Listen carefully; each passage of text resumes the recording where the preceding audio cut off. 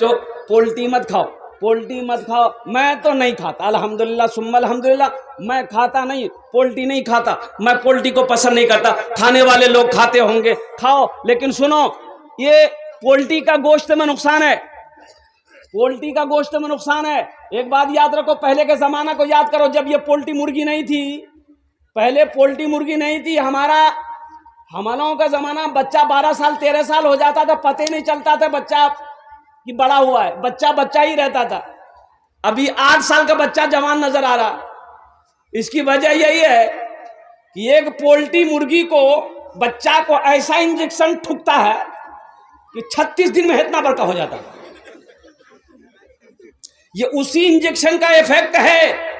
Poultry मुर्गी वो injection मारता है, मेरा बच्चा छोटा छोटा बच्चा खाता है, अब 12 साल में जवान हो गया, मोबाइल में लड़की का फोटो लेकर घूमता है। माँ को बोलेगा यार से ब्याह करूँ, बास बोले दे यार से ब्याह करूँ, नहीं कराबो नहीं, बस 1 2 3 नेशनल हाईवे फ्री।